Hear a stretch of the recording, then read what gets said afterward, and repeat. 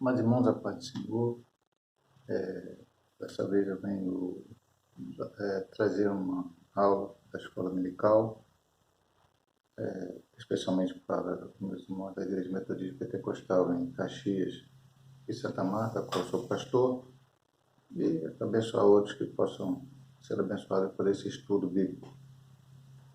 Nós usamos aqui a revista da CPAD e hoje é a primeira lição do segundo trimestre. O assunto geral que nós vamos estudar é a Igreja eleita e redimida pelo sangue de Cristo e selada com o Espírito Santo na promessa. É o assunto do trimestre. A lição, as lições foram escritas pelo nosso irmão Douglas Batista. E a lição de hoje, a primeira do trimestre, é a carta aos Efésios, saudação aos destinatários. Textual. A vós, graça e paz da parte de Deus nosso Pai, da do Senhor Jesus Cristo, Efésios 1:2. Verdade prática. Epístola dos Efésios revela o propósito eterno de Deus para a Igreja de Cristo. Leitura bíblica em classe, Efésios 1:2, Atos 19:1-7. Efésios 1. Paulo, apóstolo de Jesus Cristo, pela vontade de Deus, aos santos que estão em Éfeso e fiéis em Cristo Jesus. A vós, graça e paz da parte de Deus nosso Pai e da do Senhor Jesus Cristo. Atos 19. Sucedeu que, enquanto Paulo estava em Corinto, Paulo, tendo passado por todas as regiões superiores, chegou a Éfeso e, achando ali alguns discípulos, disse: Recebeste vós já o Espírito Santo quando crestes? E eles disseram-lhe: Nós nem ainda ouvimos que haja Espírito Santo. E perguntou-lhes então: Em que sois batizados então? E eles disseram: O batismo de João. Mas Paulo disse: Certamente João batizou com o batismo do arrependimento, dizendo pouco que cresce no que após ele havia de vir, isto é, em Jesus Cristo. E os que ouviram foram batizados em nome do Senhor Jesus. Impondo-lhes Paulo as mãos, e sobre eles o Espírito Santo, falavam línguas e profetizavam. E eles eram todos uns 12 varões. E o objetivo geral dessa lição de hoje é mostrar o propósito divino na Epístola aos Efésios. Vamos aqui à introdução. A Epístola aos Efésios é denominada a coroa dos escritos de Paulo e ainda de a rainha das epístolas. Mais adiante nós vamos comentar isso aqui durante os textos da lição, né? Nela, o propósito eterno de Deus para a igreja está revelado por meio de Cristo Jesus. Nesta lição estudaremos os aspectos introdutórios e as principais abordagens da doutrina da epístola. Durante esse estudo, o conteúdo da epístola deve nos levar à adoração e aperfeiçoamento de nossa vida cristã. Então, está dividido em 3 pontos principais: autoria e data, destinatários e propósito e mensagem. Vamos aqui à autoria. Como diz o texto 1a, foi Paulo, apóstolo de Jesus Cristo. Antes esse homem se chamava Saulo. Pastor, houve uma mudança de nome, Saulo para Paulo? Não. Saulo era o nome hebraico e significava solicitar. Aqui o autor da lição diz que provavelmente uma homenagem ao rei Saul, o primeiro rei de Israel, porque Paulo era da tribo de Benjamim, mesma tribo de Saul. Já Paulo significa pequeno, que era o seu nome romano. Ou seja, Saulo e Paulo eram 2 nomes em 2 línguas diferentes. Por exemplo, meu nome é Hélio, de repente em inglês, meu nome seria outro, ou em francês, não é que eu teria esses 2 nomes diferentes, mas são nomes em línguas diferentes, com pronúncias diferentes e até significados diferentes. O ponto 2 é a assinatura apostólica. Paulo escreveu 13 cartas para nós, e todas elas ele identifica como Paulo e não como Saulo. Por quê? Qual o objetivo de Paulo? Paulo foi chamado por Deus, e ele coloca isso bem, Atos dos Apóstolos explica isso bem lá quando da sua conversão. Deus o chamou para pregar a palavra de Deus, logicamente para todas as pessoas, mas especialmente para os gentios, aqueles que não eram judeus. Paulo, quando fez as suas viagens missionárias, na frente a gente vai estudar um pouco mais disso, né? ele é primeiro na sinagoga dos judeus pregava. Comente os judeus não aceitavam a sua pregação sobre Cristo, então ele ia para os gentios e pregava a palavra. Ele escreveu essas cartas interessadas às igrejas que eram basicamente gentílicas. A igreja romanos, poderia até algum judeu na igreja, mas a maioria era gentílica, ou seja, não judia. O da igreja de Éfeso também, da mesma forma. A Galácia, os Coríntios, enfim, todas as cartas que ele escreveu. Então, era melhor identificar-se como nome romano e não com o nome hebraico, para que ele pudesse evangelizar essas pessoas. O autor destaca outro detalhe relevante,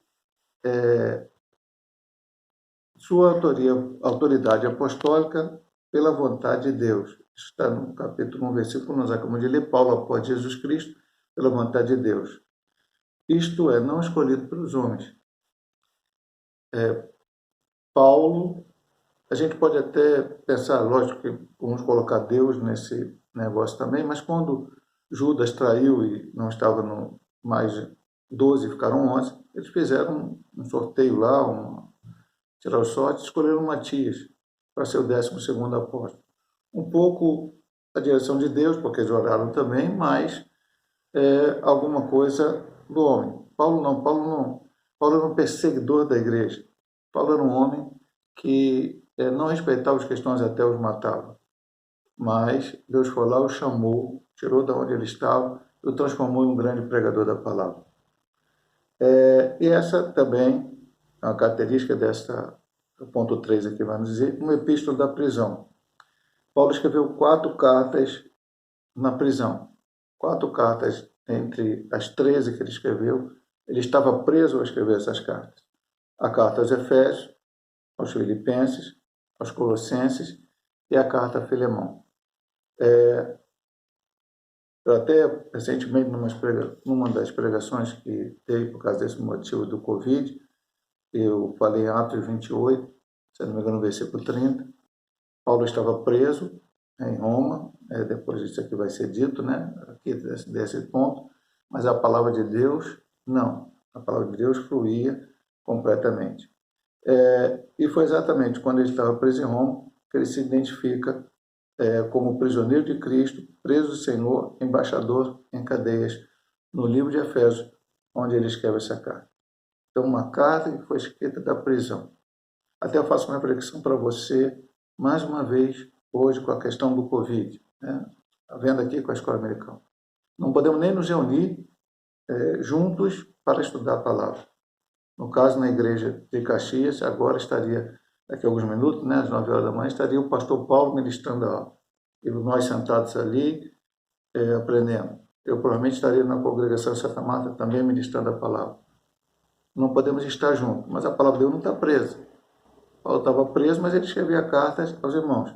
Nós estamos aqui confinados socialmente, mas através das redes sociais, através do modo que podemos fazer, estamos compartilhando a palavra de Deus com os amados irmãos. E a última parte, né, deste ponto 1 é a data. De acordo com Atos, Paulo, após realizar 3 viagens missionárias e implantar a igreja na região do Mediterrâneo, Paulo esteve em prisão domiciliar por cerca de 2 anos. Atos 28, 30, como já citamos, entre 60 e 62, aproximadamente. A partir dessa premissa, a data provável da redação da Epístola de Efésios aos Efésios correu por volta de 61 a 62 depois de Cristo, tendo Tíquico como seu portador, como está no 6:21. Só para também deixar com os irmãos, o autor da lição deixou um esboço para que os professores passassem para os alunos. Um esboço da Epístola de Efésios. Não posso lhe mostrar, mas posso lhe falar. Parte 1.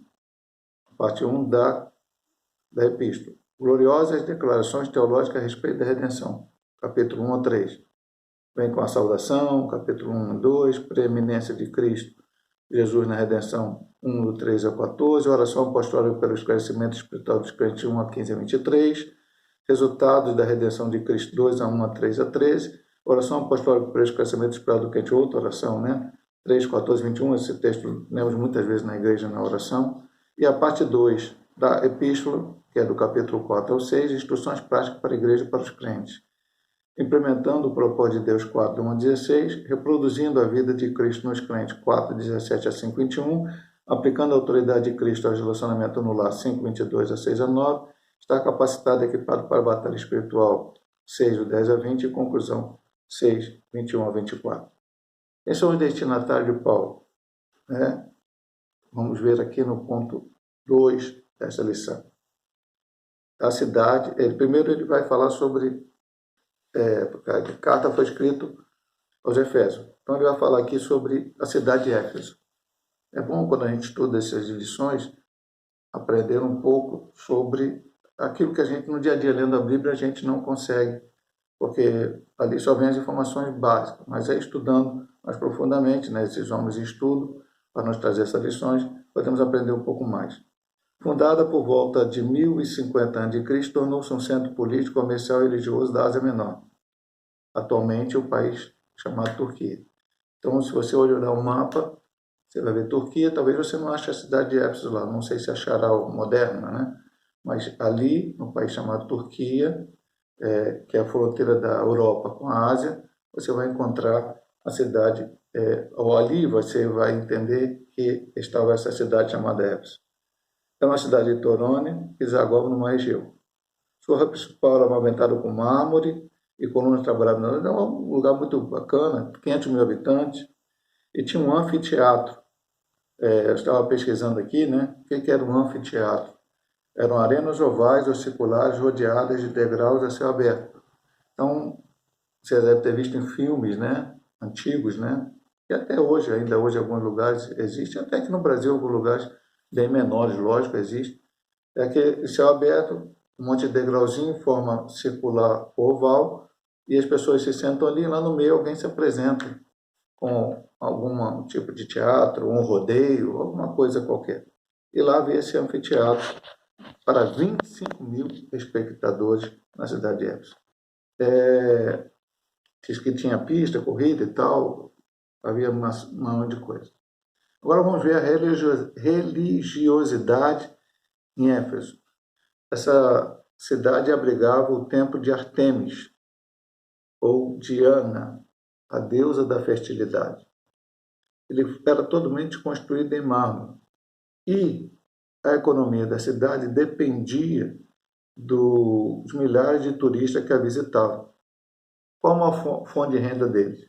Era os nichos de prata vendidos no templo. Eu fui pesquisar o que era nicho, muitas coisas até modernas chamadas nicho, mas basicamente era uma caixa em forma de templo em que se colocava a imagem. Então eles trabalhavam sobre a idolatria a Diana, os vendedores vendiam uma caixinha de madeira em forma de templo, ali se colocava uma pequena imagem de Diana, e eles ganhavam muito dinheiro com isso. O templo era grande, majestoso, as pessoas visitavam. É como hoje, as pessoas vão visitar alguns lugares, no mundo inteiro, vou estar a Torre Eiffel, e aí vende lá um pedacinho. Não estou dizendo que é idolatria, não, mas estou dizendo que uma miniatura da Torre Eiffel, as pessoas levam para casa como decoração, ou qualquer outro lugar do mundo. Assim também era lá, só que com um quê de idolatria. E vem uma explicação, né? Aqui, depois talvez a gente coloque mais profundamente, como isso era a sua razão de comércio, de dinheiro, os moradores ficam alarmados com a pregação de Paulo contra a idolatria. Depois você possa ler em 19, 27 a 29 sobre isso para entender esta parte. Vamos terminar aqui a primeira parte do nosso estudo e depois vou fazer um segundo estudo, terminando com a lição hoje e daqui a pouco você estará vendo também o segundo estudo.